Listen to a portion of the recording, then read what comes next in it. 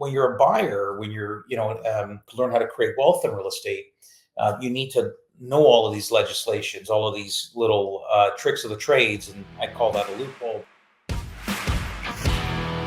Have you been thinking about buying your first rental property for some time, or do you already own a bunch of properties?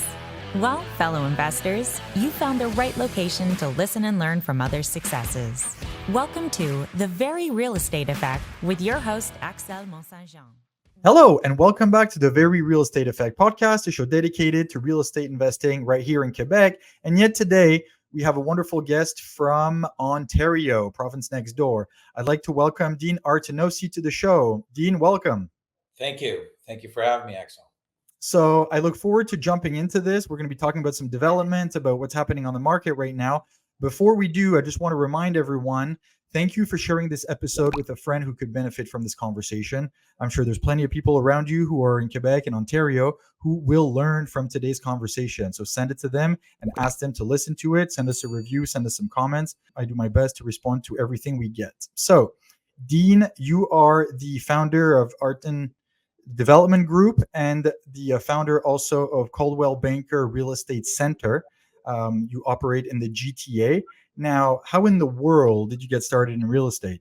Well, I guess I basically was in very different entrepreneurial things when I was in my early 20s. Had an environmental company.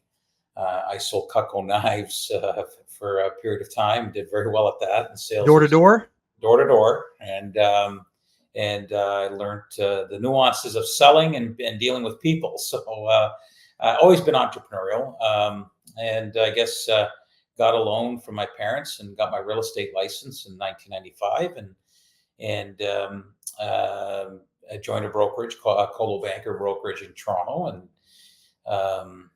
from there I began in 1995. It's interesting because in the U.S. they're dealing with buyer representation now, and these lawsuits that are all underway and so forth. When here in Canada, we've been representing the buyer for almost 30 years. So when I first got started in real estate, buyer agency just came into effect. So I naturally gravitated to that and started to focus on working with buyers. And from there, I developed various different buyer programs that allowed me to house families with very little down payment, turn renters into homeowners. Mm-hmm. On the rent-to-own model? Rental model, yeah. It was probably one of the first in Canada to come out with that back then. But really, I was trying to get them qualified for a CMHC mortgage. Mm-hmm. But I did start a rental model. But by representing the buyer, I guess I had developed a skill set of helping my clients make money when they buy real estate. Mm-hmm. So from there, I started a renovation program where I was renovating homes and hiring clients to earn back their down payment, all kinds of creative ways to help the buyer get into a property and to create wealth. So that's really that's the secret of it all. And from there, by doing that for my clients, I learned how to do that for myself. Yeah. So I was. Go ahead. Is that when you started to transition from doing just representing and doing some transactions to also looking at development for yourself and the group? Correct. So I basically had a renovation company from there, and I did a lot of pre-sold renovated homes. We renovated over 1,000 homes probably throughout the GTA with that program and my buyer program. And then I started to assemble and buy properties in infill areas. I specialize in infill. So I specialize in taking 4 or 5 properties on a corner and taking it through the change of use process. And your biggest gains in real estate is when you change the use of a property. And that's really what I specialize at. So it's funny because I'm at a development project right now, and I have to explain to people, like, you create the value before anything happens on the land itself. Correct. It's the 1 year prior where you work with the city, you work with planning, to do a zoning change if you have to, and get it ready for the actual new use. Correct. Correct. And that's and you have to have a tenacity and sticking power, and you have to play the patient game, and it's a long-term Mhm. process. And, a lot of people throw in the towel because it is challenging. You're dealing with, changing the use of a property. You're dealing with local residents. You're dealing with politicians. You're dealing with the planning process. So, A lot of I people don't understand it. They don't understand the process and how it works. And like correct. every other human being, when we don't understand it, it's scary and we don't want to get involved. And so naturally, that's kind of Yeah, what happens to a lot of people. So just to backtrack a little bit, you said you'd renovated about 1,000 homes. Would that be considered some flips that you did? Like, what was the structure that you used? Did you actually I purchase and then renovate to resell at a premium, or how do you I structure it? did some of that. I did some of that, but I no, mainly I would sell a client a home and would add the cost of the renovations onto the purchase price. So I did a lot of things like retrofit basement apartments. I mean, today in Canada, in Ontario, there's a tremendous opportunity called Bill 23. Mhm. And in fact, I was quoted in REM magazine about ways that they can help with the affordability crisis. And lo and behold, some of these changes are coming into effect today. Not that I'm the um, I guess I just Proponent? yeah, exactly. So, but that being said, but back then, every apartment was illegal, so I would Mhm. do a lot of. But there was a loophole where if you could prove the apartment was in place prior to 1996, then you can classify that as a legal non-conforming use because the NDP government came to power in the early 90s. They had no matter what the zoning is, every basement apartment is legal, and the conservative apartment then changed it and said that it had to comply with zoning. So there was that loophole, that window, that if you could prove it was in existence. And legal non-conforming, what that means is, and when you're a buyer, when you learn how to you learn how to create wealth in real estate, you need to know all of these legislations, all of these little tricks of the trades, and I call that a loophole. But Yeah. so it was a legal non-conforming. So I would look for properties and with my clients. I housed a lot of single-family households, and we would look for areas where I could, where there was an old basement, or if there was a kitchen down there and a bedroom and a bathroom. We'd have the seller sign an affidavit that it was in existence prior to November 1996, and then we would send our team in, renovate it, retrofit it so that it complied with all of the authority, all the fire code and the fire Mhm. marshal. And in that renovation process, if the client was able to do some work themselves, then we would pay them to earn back some of their down payment, and we would then retrofit the apartment and would supplement their income and pay for three-quarters of your mortgage payments. Mhm. So I did a ton of that, Yeah. and bathrooms, kitchens, but it would be a completely pre-sold, renovated home. Today they Yeah. have called the Purchase Plus Improvement Program. There is a program through CMHC, but it's also you could do it with conventional financing as well. Mhm. So it was Mhm. very labor intensive, but again, representing the buyer is all that. And you So want to, yeah, so you just mentioned the CMHC, and there's some changes that just came into effect that were just announced. But before we get into this, I just want to understand, if we go back a little bit on your history, like you started to then do development projects of your own. And correct. So yeah, I just want to go back to like some of maybe those early projects. What were they? Where were they located? And what did you do with them? good. So started off retrofitting basement apartments, and then from there, in fact, I did buy a property in Prince Arthur in Montreal with Hmm. my brother. Went to McGill University, Yeah. and we did a change of use project there as well because he was living in the home, and we converted a three-bedroom into a four-bedroom and increased the value. He doubled his money when he sold it and left. Hmm. But then I started to assemble and buy properties on corners. So Okay. my first, bigger project, I built my own home. I severed some lots, and then from there, I went on to bigger and better deals.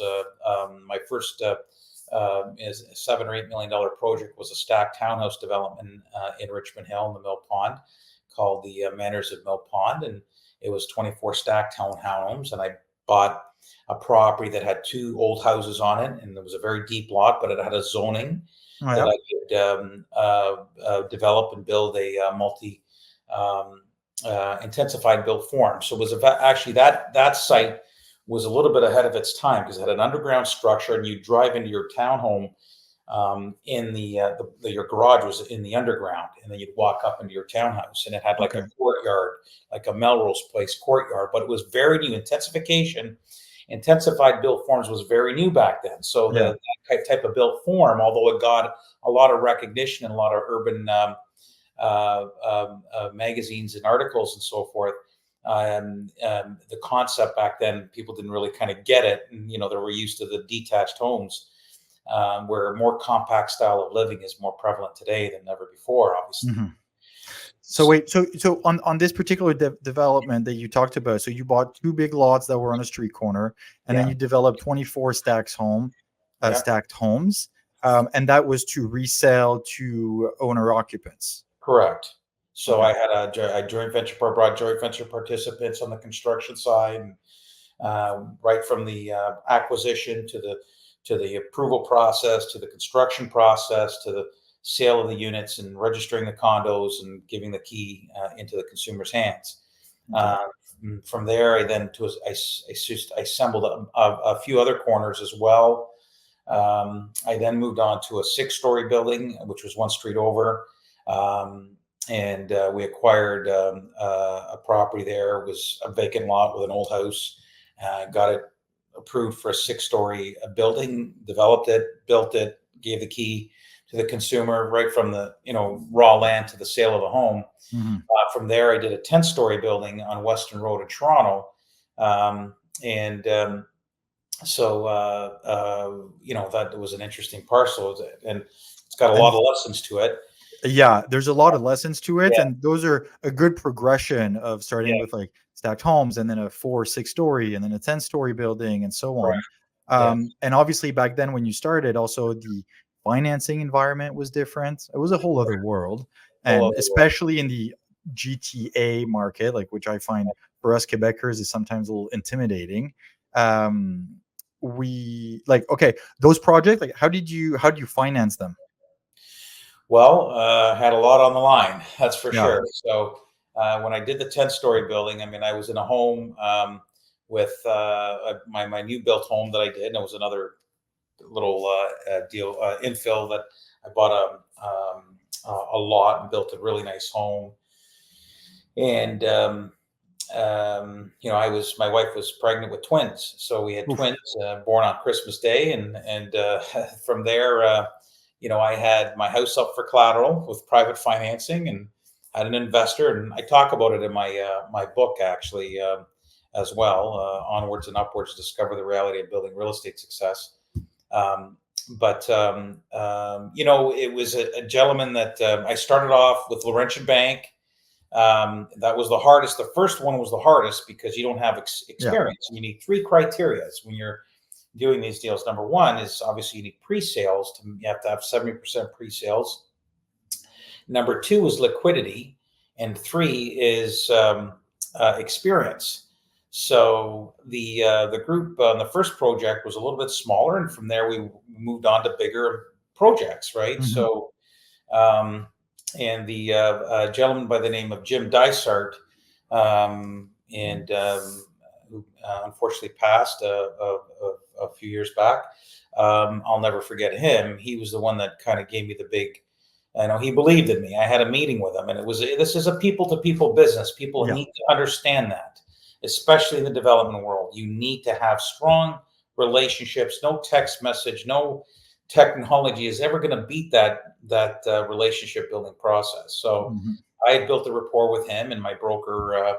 We had meetings, and he believed in me. And the 10-story building, we were, that was a tough one. And we had a little bit of experience, and our group had experience that I put together, had experience on their own individually, but never as a group. And I guess he gave me the go ahead, and he went ahead. He was the president of or People's Trust, and Okay. he brokered a deal with People's Trust and BCI Pension Fund and gave me a $20 million loan to do that 10-story building. Mhm. But we had everything on the line. Our houses were up for collateral, and it was a stressful time. And and the approval process was very, very tricky, in which I got a lot to tell on that too. But Well, I was actually gonna ask you, like, now looking back, what would be, three pieces of advice you would give to younger people who are interested in development? I would say that you have to take that leap of faith, and it does. You don't have to do 10-story buildings, but we've got realtors in our brokerage, which is one of the reasons why a lot of agents come to me, is because of my experience in building significant, or building wealth in real estate by becoming a developer. Mhm. You can start small and take that leap of faith. Don't be fooled in this business about the raw and the egoism that exists in their industry sometimes. And I'm dead set against this whole downline and multi-level marketing schemes that are out there. The money is in the land, the money is in acquiring real estate, the money is in owning real estate, and you Yeah. got to have that leap of faith. Start small, and on smaller deals, and every time you do one and get one under your belt, you'll develop that confidence to do the next one, and to do the Mhm. next one, and to do the next one. Yeah. And it's tenacity, and you got to have sticking power. You got to have sticking power. What do you mean by that, sticking power? Well, I think that when you get into the development business, it wears people down. Like Yeah. you can, and you've got to hold on. You got to Yeah. persevere and stick it through. And Yeah. every time you put, well, I'm putting this money out every month. I never viewed it as that. I always viewed it as I'm investing this money every month, because eventually, when you get to the finish line, it's all worth it. I would say that you need to have solid financing relationships. Your credibility is everything. And if you have a mindset in this business of transitioning from sales to becoming a developer, if you treat your clients and provided an ultimate service to your clients and go that extra step above and beyond, you'll have that tenacity and that perseverance to do the same through the development process. Mhm. And I think that you want to location is key. Yeah. There's always better value in resale than in new construction when you're investing. Why? Because in real estate, in the resale, because that's where you can change the use of real estate. That's where you can remodel and convert and do conversions and rezone and so forth. But it's always worth what somebody's willing to pay in real estate. Yeah. Uh, The end game, you got to resell it. So somebody else yeah, has got to see at least more value than you do. right. And location Yeah. is key. So I believe that and sell the worst house of the street in the best location. That concept is very prevalent today. Mhm. I always did the best in areas that people wouldn't look at because they were tough neighborhoods. Mhm. And I You could always turn them saw around. That's where there's the most opportunity, is the ones that most are all opportunities. overlooked. Absolutely, Mhm. absolutely. So Um, yeah. okay, so we talked a little bit about the financing, and the CMHC has announced recently some changes, and I was hoping we could take a few minutes to Sure. kind of share some of this update with our audience. Now, what was announced recently? Because that has a big impact on Canadians. Well, and finally, a bold legislation decision's been made, because this market was very, very different. It's not your typical recession, in a sense that it's an affordability crisis and lack of Mhm. product and higher interest rates. It's just a tough few years here. Yeah. So I think that these changes, and I think the market that was really hurt were the first time home buyers, because number one, the price points were just way too high for their incomes. Mhm. And number two, the interest rates added that much more to the carrying costs as they went up and dealt with this whole inflation process. So the CMHC changes are well received, and But what were they? they're basically the I, amortization of a mortgage has for first-time home buyers, and any new home that they build goes from 25 years to 30 years.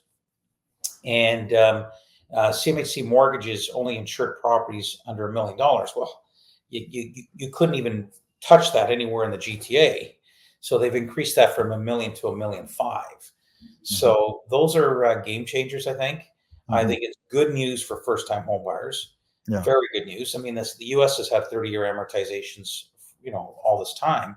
We had them, and one time we had 40, and then they brought it back down to 25. But it's needed for first-time home buyers. That's the area, the target, the market that has suffered the most. How are kids going to be able to afford a home? Yeah, no, absolutely. You know? And then as you were mentioning this, it also reminded me of how in Toronto, a lot of buildings have been, especially high rises, have been developed with, because the price point is so high, there's such small square footage that is really just drawing a clientele that's going to be renting for a year or two. Because those are designed really more with the investor standpoint for the acquisition, and that sometimes has a negative effect on actually the local community, because it doesn't bring in families, it just brings transient professionals that are going to be there for a short term but aren't really going to implicate themselves in the local fabric. Exactly. Well said. Very well said. Yeah, I agree. But at the same time, yeah, those properties are already so expensive, even for 500 square feet.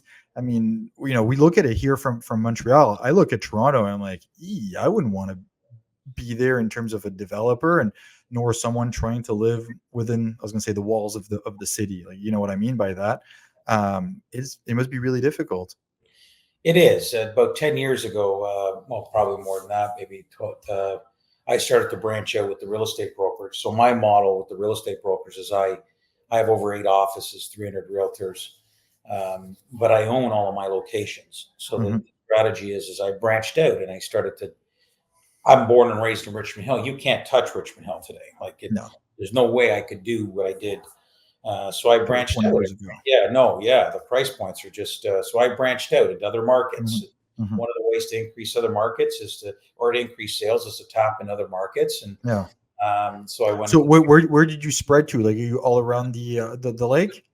I'm around. I do have sites in Toronto, Newmarket, Innisfil, Barrie, Muskoka. At Vaughan is an excellent land assembly as well. So I own the property, but then I've assembled around my office where I'm running the brokerage and so forth, and rezoning it into a change of use project. So and those are long-term projects you have to be able to withstand. And being in a development project right now, again, I guess one of the learnings and the lessons I would share is almost double the amount of time you think it's going to take, and be really well capitalized, because it takes more capital than you foresee. Like, do an accurate budget, but when it stretches, you have to be able to carry it. Right. That's just the thing. Yeah. It's the sticking power.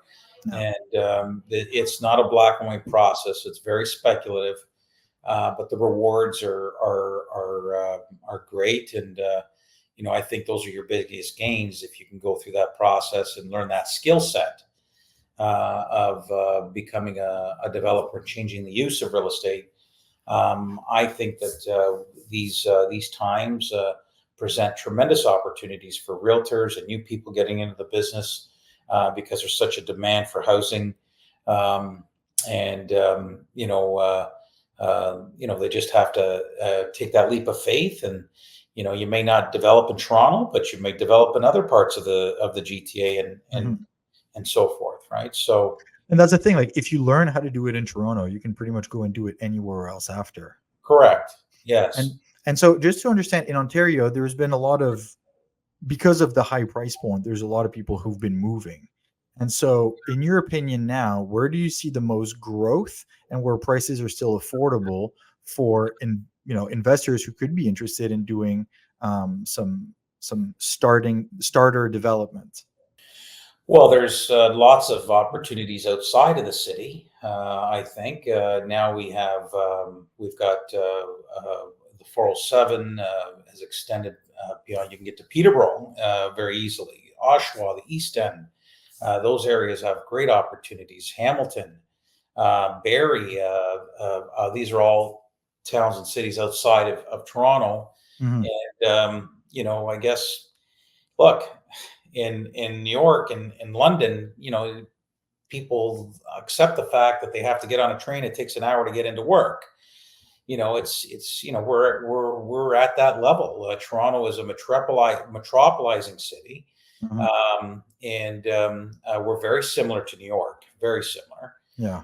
So I think that I guess culturally, and a mindset is changing, and there's many opportunities for real estate people young people getting into the real estate outside in the outskirts of Toronto.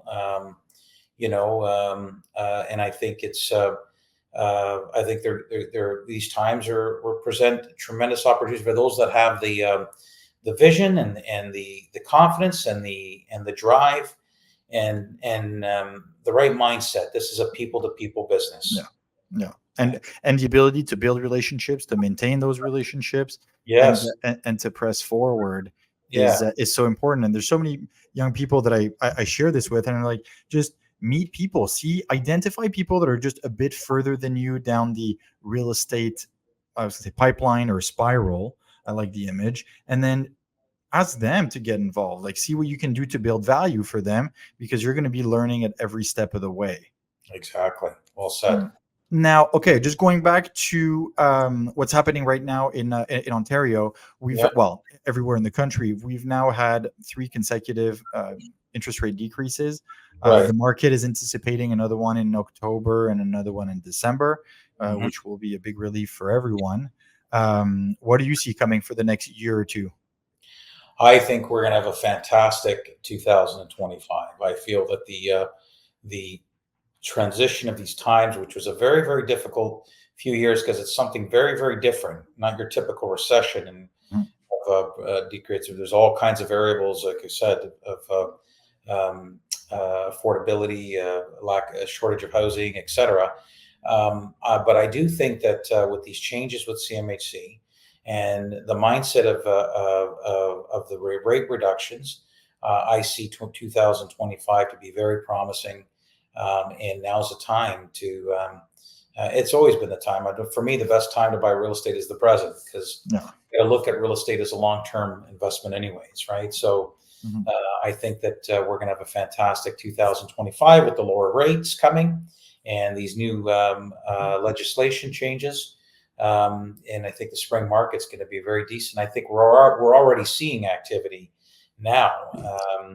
As of recent, our people, our agents are busier already. Mhm. So And that's for people wanting to list now or getting ready to list in the spring. get people wanting to list now, but buyers starting to come off the fence and feeling a little bit more comfortable and confident about where the economy is going. Mhm. Good. Gives us hope for it's hope for everyone. Absolutely, we couldn't be in a better place in the world, really. Yeah. Real estate is the best profession to be in, and as far as I'm concerned, I'm obviously very biased. That's okay. We all are here if we're listening. So no, absolutely. And Canada's got so many different beautiful places to live, not just Toronto. And I know that Torontonians can think that we're the center of the universe in Canada, but the bottom line is that we do have a very, very large immigration coming into this country, over 1 million people a year the last 3 years. Yeah. And I think that I see a lot of people in Toronto then migrating to other parts of Canada. I see a Mhm. lot of that. Mhm. They come here, and then some go to Calgary, or some might go to Quebec, or Mhm. Or the Maritimes, like Maritimes. Halifax had a huge boost over the last 3-4 years. Huge, huge, Huge. Yeah, yeah, all of Nova Scotia. yeah, Mm. for sure, Hey, absolutely. Dean. So you also mentioned your book. Can you tell us a little bit more about it?